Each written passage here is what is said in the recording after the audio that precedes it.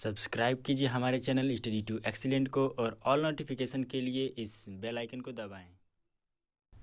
तो चलिए स्टार्ट करते हैं और देखते हैं कि जो सर्वेइंग के जो अगला टॉपिक था तो उसमें जो मेन टर्म है उसको हम कैसे लगाते हैं, सॉल्व करते हैं, कैसे इसको लिखना पड़ता है जब हम डिप्लोमा की कॉपी को भरते हैं यानी कि पेपर के समय।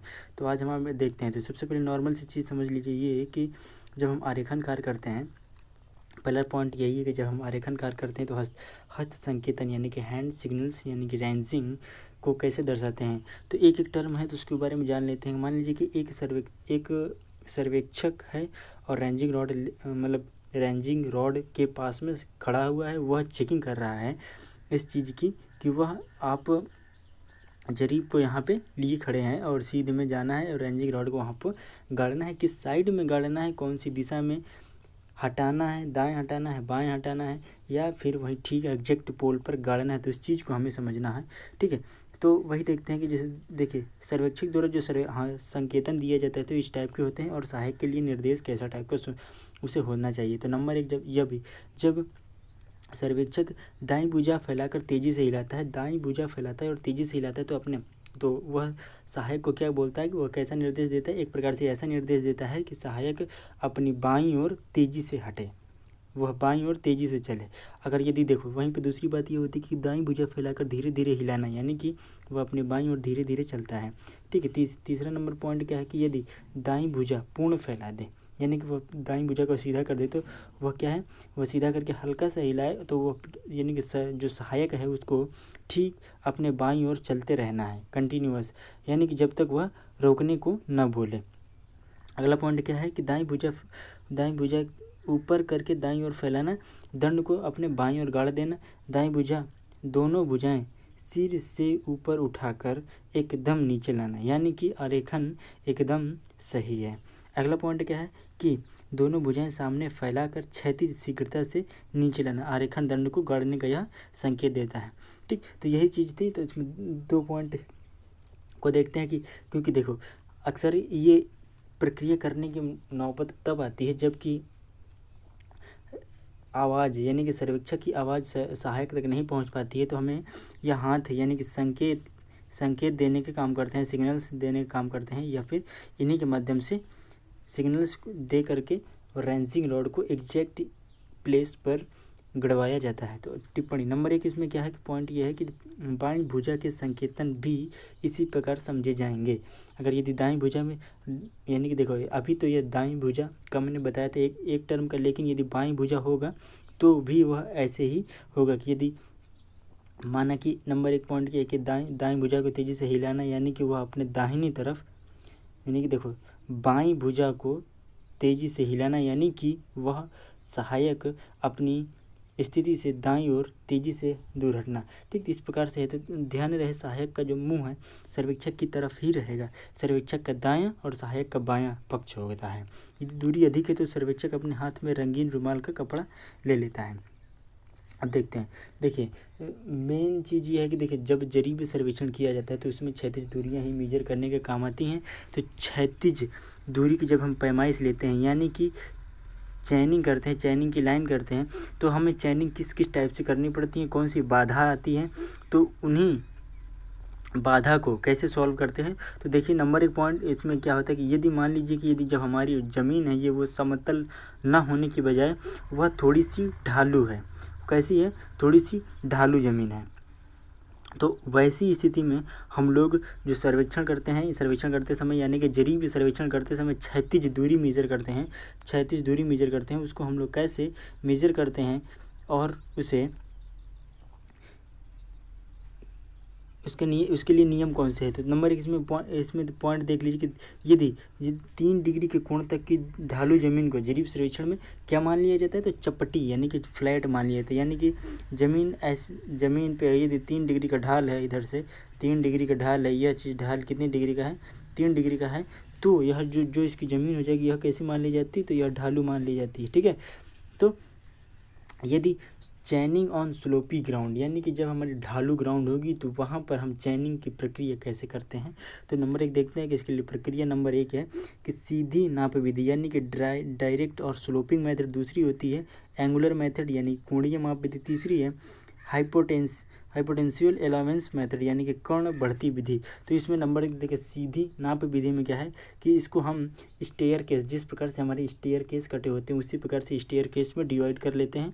मान लीजिए देखिए आप पूरा मेथड को पढ़ लीजिए, लेकिन जो यहाँ पे मेन है वो मैं बता रहा हूँ कि इस विधि में सतह को छोटी छोटी क्षैतिज सीढ़ी यानी कि स्टेप्स जैसे स्टेयर केस में कटे होते हैं उस प्रकार में बांट लिया जाता है और प्रत्येक क्षैतिज दूरी को माप कर सबको जोड़ लिया जाता है, यानी कि ये इनको आपस में जोड़ लिया जाता है। ये मान लीजिए L1 L2 L3 L4 इन सब को अगर यदि हम प्लस कर दें तो क्षैतिज दूरी निकल आती है। पहले पॉइंट तो ये नाप कर जोड़े, आसानी तथा परिशुद्धता के लिए नापन कार्य ढाल के ऊपरी सिरे से निचली सिरे की ओर करना चाहिए। यानी कि देखिए हमारी जो जरीब सर्वेक्षण है उसमें क्षैतिज दूरी मेजर करते समय यानी कि त्रुटियां सबसे कम हों तो हमें लिए एक पॉइंट का ध्यान देना चाहिए। वह नोट पॉइंट ये है कि जो हम लोग मेज़र करते हैं वह हम लोग ऊपर से नीचे की तरफ करेंगे, यानी कि ऊँची ढाल से नीची ढाल की ओर करते जाएंगे। ठीक है, तो इसमें करना क्या है कि आपको सर्वप्रथम यहाँ पर ए पर खड़े हो जाना है और पी को, यानी कि यहाँ पे एक सर्वेक्षक होगा और पी पर क्या होगा नहीं, मान लीजिए यहाँ पे पीछे क्या है, यहाँ पे सहायक है और यहाँ पे सर्वेक्षक खड़ा हो। तो मान लीजिए जो ए बिंदु पर है, ए बिंदु पर सहायक खड़ा हुआ, पी बिंदु पर सर्वेक्षक खड़ा है, तो यहाँ पे जब जरीब या फिर जो फीता लेगा तो यहाँ पर खींच लेंगे और उसे ठीक क्षैतिज अवस्था में तान लेंगे। क्षैतिज अवस्था में कैसे कर लेंगे, तान लेंगे। क्षैतिज अवस्था में तानने के बाद एक जरीब होगी या एक जरीब ही मेज़र करना है तो हमें ए से P1 की दूरी मेज़र हो जाएगी। ठीक है, क्षैतिज अवस्था में। अब यहाँ पे जो यहाँ पे P1 पर सर्वेक्षक खड़ा है तो यहाँ पर क्या करेगा कि यह प्लम्ब बॉब ले करके एक साहू लटका करके यहाँ पर मेज़र कर लेगा पी पॉइंट को, या फिर यह साहू लटका कर करेगा या फिर यह ड्रॉप बैक की मदद से करेगा या फिर वह 3-4 बार औसतन कंक्रीट की जो ग्रेवल गिट्टी होती है उसको गिराकर, कंकरी को गिराकर वह यहाँ पे केंद्र बिंदु स्थापित कर लेगा और यहाँ पे एक मार्क दे देगा, यानी कि यहाँ पर ड्रॉप बैक गाड़ दिया जाता है। यहाँ पे देखिए ये क्या बोलते हैं, इसे ड्रॉप एरो गाड़ दिए तो खींच करके नीचे गिरा दिया जाता है, टप्प से वो ज़मीन में धंस जाता है तो वह एक निशान बन जाता है। अब फिर वहाँ पे निशान बन जाता है तो फिर अब क्या करता है कि जो ए है सहायक वह पी स्टेंसर पे आ जाएगा और जो सर्वेक्षक है वह Q1 पर चला जाएगा। इस प्रकार से फिर वह जरीब को तानेंगे खींचेंगे और इसको क्षैतिज अवस्था में कर लेंगे जरीब को। इसके बाद में इसकी जब मेजर हो जाएगा ये चीज़, जब यह मेजर हो जाएगी एक यानी कि दूसरी जरीब है ये जब यह मेजर हो जाएगी तो जो सर्वेक्षक होगा वह एक कार्य करेगा कि जो P1 पर पहली प्रक्रिया उसने की थी वही प्रक्रिया दोबारा दोहराएगा। तो यहाँ पे वह साउल की मदद से या फिर ड्रॉप एरो की मदद से या फिर कंकरी, 3 चीज़ें हैं उनकी मदद से यहाँ पे Q सेंटर बिंदु स्थापित करेगा ताकि यहाँ पे जो सहायक चल रहा पीछे उसको पता चल सके तो इसके बाद फिर वह इसी प्रक्रिया को यह अंत तक करते हैं। और जो यहाँ पे अंत में एक जरीब यहाँ पे आया ए P1 आया, फिर P Q1 आ गया, फिर Q B1 आ गया, फिर B एक्सेट्रा तो इन सबको प्लस कर देते हैं तो ये जो क्षैतिज दूरी आती है तो वह क्षैतिज दूरी मेजर हो जाती है। इस प्रकार से हम लोग जो डायरेक्ट मेथड है इसका उपयोग करके क्षैतिज दूरी निकाल सकते हैं ढालू ज़मीन पर। दूसरी विधि क्या है कि कोणीय इस्तेमाल विधि। कोणीय माप विधि में क्या होता है, जो देखिए कोणीय माप विधि इस विधि में भूमि की ढालू सतह की दूरी तथा ढाल का कोण मापा जाता है। ठीक, तो कितनी ढाल है इसका कोण माप लिया जाता है। नियम से क्षैतिज दूरी की गणना की जाती है इससे, और ज्यामिति यानी कि जो कोजिया नियम है उनके आधार पर हम लोग क्या ज्ञात कर लेते हैं तो क्षैतिज दूरी की गणना कर ली जाती है। यह विधि समान ढाल वाली विधि के लिए उपयुक्त रहती है। जब भूमि की ढाल समान न हो तो विभिन्न ढाल दूरियों को अलग अलग खंडों में बांट लिया जाता है और प्रत्येक खंड की दूरी को ऊर्ध्वाधर कोण माप लिया जाता है। अब सबकी क्षैतिज दूरी ज्ञात करके जोड़ लिया तो वही नियम है, बस थोड़ा सा डिफरेंट है। जो अब देखिए तो नंबर 1 इसमें क्या है कि जो ढाल मापी जाती है ज़मीन की वो ढाल मापी जाती है किससे, क्लाइनोमीटर की मदद से। यह क्लाइनोमीटर होता है। इसमें क्या होता है, क्लाइनोमीटर में एक यहाँ से साइड करने वाली दृष्टि रेखा होती है जिसको हम आसानी से देख सकते हैं, और ये साहुल लगी होती है। साहुल से ही हमें यहाँ पे थीटा यानी कोण का पता चल जाता है। ठीक, तो यह था क्लाइनोमीटर। आप यह पढ़ना चाहते तो यह पढ़ लीजिए। इसके बाद देखिए ज़्यादा वो वाला चीज़ नहीं है ताकि कठिन आपको समझ में आए। ठीक, अब अगला नंबर कहाँ है कि देखो जो अगला नंबर पॉइंट है वह है कर्ण बढ़ती विधि, यानी कि हाइपोटेंशियल अलाउंस मेथड। इस विधि में प्रत्येक जरीब दूरी को क्षेत्र में मापन के समय ही संशोधित कर लिया जाता है। इस विधि में क्या होती है, गड़बड़ी नहीं होती, त्रुटियां नहीं होती, बहुत कम त्रुटि होती है, इसलिए हमको हाइपोटेंशियल यानी कर्ण बढ़ती विधि का प्रयोग करते हैं। तो क्या होता है, इस विधि में जो प्रत्येक जरीब की दूरी को क्षेत्र में मापन के समय ही संशोधित कर लिया जाता है। कर्ण बढ़ती विधि को चित्र 2.32 के द्वारा स्पष्ट किया गया इस प्रकार से। माना ए बी के मध्य नापी ढालू दूरी क्षैतिज समतल पर कितनी है, एक जरीब है। यहाँ पर यहाँ से यहाँ तक कितनी है, एक जरीब है। सॉरी, क्षैतिज समतल पर जब हम ए बी मापेंगे तो यहाँ एक जरीब है, लेकिन यहाँ पे मापेंगे तो यहाँ भी एक ही जरीब है। इस प्रकार हमने ज़मीन की ढाल के कारण, तो हमने ज़मीन पर कुछ कर्व है इसके कारण क्या हो कि जब हम यहाँ पे जरीब खींचेंगे तो यहाँ पे कुछ इस प्रकार से, अगर यह सीधा करेंगे तो यहाँ पे हम चाप डालेंगे ऐसे, तो यह देखिए यहाँ से ऐसे अगर हमने चाप डाला यहाँ पे, जब हम यहाँ पे ऐसे चाप डालेंगे तो चाप यह कुछ कम होती जाएगी, लेकिन यहाँ पे जब हम सीधा करेंगे तो यह इसकी कुछ दूरी निकलेगी, यह सीधा करेंगे तो यहाँ पे कुछ अलग दूरी निकलेगी। तो इसको मान लीजिए यह क्या है, मान लीजिए यह बी डैश है। ठीक, और यहाँ पे क्या है कि दूरी बी है, तो यानी कि ए से बी डैश की दूरी और ए से बी और ए से सी की दूरी हम सबको अब डिफाइन करते हैं क्या चीज़ है। ठीक, तो देखिए इस प्रकार हमने ज़मीन की ढाल के कारण बी डैश माइनस बी दूरी जो अधिक माप ली है। अधिक कैसे मापी है, ध्यान दीजिए कि यहाँ से यहाँ तक मैंने दूरी मापी एक जरीब।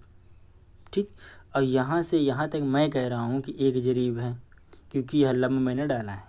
ठीक, लेकिन जब हम इसका चाप लेंगे ऐसे घुमा करके तो यह कुछ दूरी कम हो जाएगी, यानी कि बी डैश से बी कम हो जाएगा, यानी कि A B minus A B minus A B dash. तो जो ये दूरी आ जाएगी बी डैश माइनस बी, तो यह दूरी क्या हो जाएगी, यह दूरी अधिक है। तो यही दूरी को यदि बी डैश माइनस बी दूरी को घटा दें तो हमें क्या हो जाएगी, यहाँ से यहाँ तक की जो शुद्ध क्षैतिज दूरी हो जाएगी वह यहाँ से यहाँ तक की ज्ञात हो जाएगी, शुद्ध क्षैतिज दूरी। ठीक, तो अब देखते हैं कि अब शुद्ध क्षैतिज दूरी नाप कर कैसे, अब कर्ण बढ़ती दूरी इसे ही क्या बोलते हैं, इसे ही बोलते हैं कर्ण बढ़ती दूरी बोलते हैं। ठीक, अब हम जानते हैं कि जो हम लोग खसके या फिर अंतरलंब यानी कि ऑफसेट रॉड तो अलग चीज़, लेकिन जो ऑफसेट होते हैं खसके या फिर जो अंतरलंब, ये होते क्या हैं, इनका जो हम लोग जरीब सर्वेक्षण में यूज किया है तो उन्हीं चीज़ को हम जानेंगे। तो देखिए ध्यान दीजिए कि जो अपने सर्वेक्षण के सिद्धांत नंबर एक में पढ़ा था कि जो सर्वेक्षण कार्य होगा वह वोल टू पार्ट यानी कि पूर्ण से अंश की ओर कार्य किया जाएगा, वोल टू पार्ट की ओर काम किया जाएगा। दूसरा पॉइंट क्या था कि locating a new points from A to references points, जो हम लोग लोकेट न्यू पॉइंट प्राप्त करते हैं तो उसको दो रेफरेंस यानी कि दो संदर्भ बिंदुओं की सहायता से ज्ञात करते हैं। जो दो संदर्भ बिंदु होती हैं तो यही, और मान लीजिए कि ऑफसेट हैं, इन्हीं संदर्भ में मान लीजिए कि भविष्य में यदि हमें कुछ करना होगा यानी कि भविष्य में हमको रेंजिंग रॉड करनी होगी, तो ऐसा तो है नहीं कि यहीं पे काम करेंगे और यहीं पे छोड़ देंगे। तो भविष्य में हमको रेंजिंग रॉड करनी है तो यहाँ पे दो फिर 3 या फिर जितनी आपकी आवश्यकता है, लेकिन स्थिति के अनुसार हम वहाँ पे ऑफसेट मान लेते हैं। ऑफसेट किस चीज़ को मानते हैं, यदि मान ली कुआँ है, गेट है, भवन है, इस टाइप के हम लोग ऑफसेट मानते हैं। तो देखिए खसके या फिर अंतरलंब होती क्या है ये जानते हैं कि जरीब रेखा के दाएं बाएं स्थित सभी आकृतियों बिंदु जैसे भवन, सड़क, नदी, नाला, खंभा इत्यादि की स्थिति ज्ञात करने के लिए जरीब रेखा से उनकी पार्श्व दूरी ली जाती है, इसे खसका या फिर अंतरलंब कहते हैं। ठीक, अतः खसका क्षेत्र में स्थित विभिन्न आकृतियों, तो जो खसका होता है क्षेत्र में स्थित यानी कि विभिन्न आकृतियों की स्थिति ज्ञात करने के लिए सर्वेक्षण रेखा से मापने जाने वाली दूरी है। तो अभी मैं बता दूंगा थोड़ा और डीपली देखिए खसका भी माप के साथ ही यह भी आवश्यक है कि खसका जरीब रेखा के किस बिंदु से उठाया गया है। जरीब अर्थात सर्वे स्टेशन से खसके पाद की कुल दूरी की भी ज्ञात होनी चाहिए, तभी नक्शे पर इनकी आकृति सही आरेखन हो सकता है। 2.34 के अनुसार स्टेशन ए से भवन तक की दूरी एक खसका मैंने भवन को माना, ठीक। यह कैपिटल डी दूरी ए से निर्धारण के लिए डी तथा डी दोनों दूरियां ज्ञात की जाती हैं। तो हमें जहाँ से हमने सर्वेक्षण स्टार्ट किया यहाँ से ए से यहाँ भवन तक की दूरी कैपिटल डी, और यह इस पॉइंट से, इस रेखा से, इस जरीब रेखा से ये भवन तक की दूरी डी, इस यानी कि स्मॉल डी, यह दोनों बहुत ज़रूरी हैं, ताकि तभी हम इसका फील्ड बुक में जब हम इसको दिखाएंगे तो यहाँ अच्छे से दिखा सकेंगे कि यहाँ से यहाँ तक की दूरी कैपिटल डी थी और यहाँ से यहाँ तक की दूरी स्मॉल डी थी, ठीक। तो इसी चीज़ को दर्शाना है।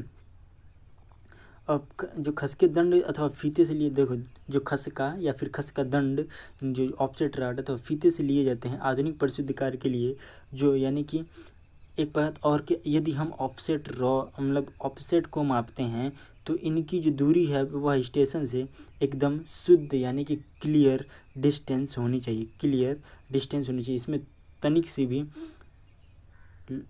त्रुटि की ज़रूरत होती है तो बहुत बड़ी गड़बड़ी आ जाती है। इस प्रकार से हमें इसे परिशुद्धता से नापते हैं। तो इसके लिए हम लोग क्या प्रयोग कर लेते हैं, इस्पाती फीता का प्रयोग कर सकते हैं। तो अब देखिए यह तो हो गया कि खसका है क्या, तो आप लोगों ने समझ लिया कि खसका क्या है। खसका एक वह पॉइंट है जो जरीब रेखा के संदर्भ में ज्ञात किया जाता है या फिर उस जरीब रेखा की पहचान बनाने के लिए ज्ञात किया जाता है। अब देखते हैं जो खसके के प्रकार हैं, वो खसके के प्रकार कितने प्रकार के होते हैं। खसका मुख्यतः दो प्रकार का होता है। अब देखिए मान लीजिए खसका यह क्या है, यह जरीब रेखा हो गई। तो इस पर खसका आप ध्यान दीजिए कि खसका जो होते हैं कि बगल में कुआं या फिर पेड़ या फिर घर या फिर नाला या फिर तालाब, कुछ भी हो सकता है, खसके के मुख्य पॉइंट होते हैं। तो यह खसका कहते हैं, यह जरीब रेखा का या तो फिर 90 डिग्री पे होगा या फिर यहाँ इसके परपेंडिकुलर होगा, दो ही प्रकार के होगा। तो देखिए खसका दो ही प्रकार से होते हैं, या तो यह फिर 90 डिग्री होता है या फिर यह तिरछा खसका होता है, यह परपेंडिकुलर ऑफसेट होता है या फिर दूसरा नंबर ऑब्लिक ऑफसेट होता है। तो जो समकोण खसका होता है यह जरीब रेखा के सीधे 90 डिग्री के अंतराल पर डाला जाता है, और जो तिरछा खसका होता है वह जरीब रेखा के वह 90 डिग्री छोड़कर किसी भी एंगल पर होता है, यानी कि न्यून कोण या फिर वह अधिक कोण, दोनों कोणों में होता है, ठीक। अब देखते हैं कि जो तिरछा खसका है, तिरछा खसका 90 डिग्री से अधिक यानी कि न्यून कोण अथवा अधिक कोण बनाते हैं, इसे तिरछे खसके कहलाते हैं। इनके संयोग खसके टाई ऑफसेट भी कहलाते हैं। जब कोई महत्वपूर्ण बिंदु और जरीब रेखा से दूर स्थित है तब तिरछे खसके डालने चाहिए। अब देखिए समकोण खसके की शुद्धता परखने के लिए तिरछे खसके लगाए जाते हैं, परंतु तिरछे खसकों के कारण सर्वेक्षण कार्य बढ़ जाता है और समय भी अधिक लगता है। तो एक नंबर पॉइंट कि लंबाई के अनुसार खसके निम्न दो प्रकार के होते हैं, यानी कि लंबाई के आधार पर जो खसकों के प्रकार डिवाइड किए गए हैं दो प्रकार के होते हैं। बड़ा खसका होता है यानी कि लॉन्ग ऑफसेट, छोटा खसका यानी कि शॉर्ट ऑफसेट। तो यह देखिए मैं दोबारा से फिर रिपीट कर लेता हूँ, आप लोग रिवीजन कर लीजिए। जो ऑफसेट हैं वो कितने प्रकार के होते हैं, तो एक होता है समकोण खसका, दूसरा होता है तिरछा खसका। अब लंबाई के आधार पर जो खसके होते हैं वो कितने प्रकार के होते हैं, तो लंबाई के आधार पर जो खसके होते हैं वो दो प्रकार के होते हैं, लंबा खसका और छोटा खसका। तो अब जो लंबा खसका होता है वह क्या होता है, छोटा खसका क्या होता है, इसको जान लेते हैं एक लाइन में। जो 15 मीटर से कम सभी खसके छोटे खसके कहलाते हैं तथा इससे अधिक लंबाई वाले खसके बड़े खसके कहलाते हैं। बस इतनी सी इम्पोर्टेंट है। अब हम जानते हैं कि जो इम्पोर्टेंट टर्म्स एंड कंडीशंस हैं जरीब सर्वेक्षण में, उसको जान लेते हैं। तो देखिए जो सर्वेक्षण स्टेशन क्या है और सर्वेक्षण रेखाएं कौन कौन सी बनती है। तो सर्वेक्षण रेखा में आधार रेखा क्या होती है, मुख्य रेखा क्या होती है, संयोग रेखा क्या होती है, जांच रेखा यानी कि चेक लाइन, तो इन्हीं सबको हम जानते हैं। देखिए पहले तो हम ये सर्वेक्षण स्टेशन देख लेते हैं। यह सर्वे क्षेत्र में स्थापित किए गए नियंत्रण बिंदु यानी कि कंट्रोल पॉइंट्स होते हैं। जो सर्वेक्षण स्टेशन होते हैं यह क्षेत्र में स्थित नियंत्रित स्टेशन होते हैं, जो पॉइंट्स होते हैं। नियंत्रण यानी कंट्रोल पॉइंट्स होते हैं जिनके मध्य की दूरी जरीब या फिर फीते के द्वारा मापी जाती है। ये स्टेशन के अगल बगल के स्टेशनों से दिखाई पड़ने चाहिए। क्षेत्र में नक्शे खाके इन्हीं के अंग्रेजी वर्णमालाएं कैपिटल ABC से प्रदर्शित किए थे। इनको मुख्य स्टेशन भी कहते हैं। जब दो मुख्य स्टेशनों के बीच आवश्यक होने पर कोई अन्य स्टेशन बिंदु स्थापित किया जाता है तो इसे सबसिडियरी स्टेशन यानी कि उप स्टेशन या फिर संयोग स्टेशन यानी कि टाई स्टेशन कहलाते हैं। इसे T1, T2, T3 आदि से प्रदर्शित किया जाता है, जैसा कि अभी चित्र में बताया जाएगा। अब सर्वेक्षण जो रेखा है, दो स्टेशनों को जोड़ने वाली सीधी रेखा को सर्वेक्षण रेखा कहते हैं। इसे जरीब सर्वेक्षण भी कहा जाता है यानी कि चैनल लाइन भी कहा जाता है। जरीब सर्वेक्षण में इसी का मापन किया जाता है। वास्तव में भूमि पर कोई रेखा नहीं होती, लेकिन यह तो दिशा का भान कराने के लिए मान ली जाती है और सर्वेक्षण रेखाओं को निम्न नाम पर आधारित किया जाता है। जो आधार रेखा है यानी कि जो बेस लाइन होती है, यह सर्वेक्षण रेखाओं के ढांचे में जो बेस लाइन होती है, यह नंबर के पॉइंट अब ध्यान दीजिए कि जो सबसे लॉन्ग डिस्टेंस मेज़र करती है जरीब या फिर फीता, उस चीज़ को हम लोग क्या बोलते हैं, बेस लाइन बोलते हैं, जिस पर सर्वेक्षण कार्य का पूरा ढांचा आधारित रहता है। यह प्रायः सर्वेक्षण क्षेत्र के मध्य में डाली जाती है। यह जो प्रायः कहाँ डाली जाती है, तो सर्वेक्षण क्षेत्र के मध्य में डाली जाती है, सेंटर में डाली जाती है, क्योंकि संपूर्ण सर्वेक्षण कार्य की शुद्धता इसी रेखा पर निर्भर करती है। अतः इसकी बड़ी सावधानी से 2 अथवा 3-4 बार इसकी जो नाप प्रक्रिया है उसको नापना चाहिए। बड़े क्षेत्रों में जब बहुत बड़ा क्षेत्र होता है तो बहुत बड़ा क्षेत्र में क्या होता है, 2 आधार रेखाएं डालनी चाहिए। कितनी आधार रेखाएं डाली जाती है, 2 आधार रेखा जो एक दूसरे को क्रॉस की भांति होनी चाहिए। यानी कि जैसे 2 आधार रेखा मैंने डाली तो यह किस टाइप की होनी चाहिए, यह इस टाइप की और इस टाइप की होनी चाहिए। तो दोनों, यह बेस लाइन हो गई और यह भी बेस लाइन हो गई। ठीक। अब जो मुख्य रेखा होती है, मेन लाइन्स क्या होती हैं, यह रेखाएं सर्वे क्षेत्र की सीमाओं के साथ साथ डाली जाती है। सर्वे क्षेत्र की सीमाओं के साथ साथ डाली जाती है, यानी कि जो यह वाली लाइन है, यह वाली लाइन और यह लाइन है, इसे क्या बोलते हैं, मेन लाइन बोलते हैं। क्या बोलते हैं, मेन लाइन बोलते हैं। इस प्रकार की जो ढांचा बनाती है मुख्य रेखाओं की पैमाइश को ध्यान रखना चाहिए। इन्हें जो स्टेशन में जो फील्ड में अनुमानित किया जाता है, यह कैपिटल ABC आदि से प्रदर्शित किया जाता है। जो संयोग रेखा होती है, जो टाई लाइन होती है, यह मुख्य उप स्टेशनों को जोड़ने वाली रेखा को संयोग लाइन कहते हैं। यह रेखा क्षेत्र के भीतरी भागों की जो मुख्य रेखा जोड़ते हैं स्थिति ज्ञात करने के लिए ज्ञात की जाती है। इसे T1, T2 इत्यादि से ज्ञात किया जाता है। चेक लाइन क्या होती है, सर्वेक्षण कार्य की ढांचे की शुद्धता तथा आरेखन की यथार्थता की जांच करने के लिए जो रेखा विशेष रूप से क्षेत्र में डाली जाती है, जांच रेखा कहलाती है। यह प्रायः त्रिभुज ढांचे के सिर से निकाली जाती है और आरेखन के समय यदि नक्शे पर इसकी लंबाई क्षेत्र की लंबाई से मेल खाती तो सभी सर्वेक्षण रेखा की शुद्धता प्रमाणित हो जाती है। ठीक है, तो इस प्रकार से देखिए, यह इसमें देखिए एक जांच रेखा है, संयोग रेखा, जांच रेखा हो गई, ये चेक लाइन हो गई, ये टाई लाइन हो गई, उप स्टेशन यानी कि यहाँ पे कैसे स्टेशन है, यहाँ पे उप स्टेशन है। ठीक, तो इसी चीज़ को भी यह क्या है, यह बेस लाइन है। यह जो बाहर वाली लाइन है, यह क्या है, मेन लाइन है। यहाँ भवन, तालाब, इस प्रकार से देखिए मुख्य यहाँ पे एक T1 यहाँ पे बन रहा था, तो यहाँ पे टाई लाइन हो गया, फिर मुख्य या संयोग रेखा हो गई, बाउंड्री। तो इस प्रकार से रेखाएं हो गई है।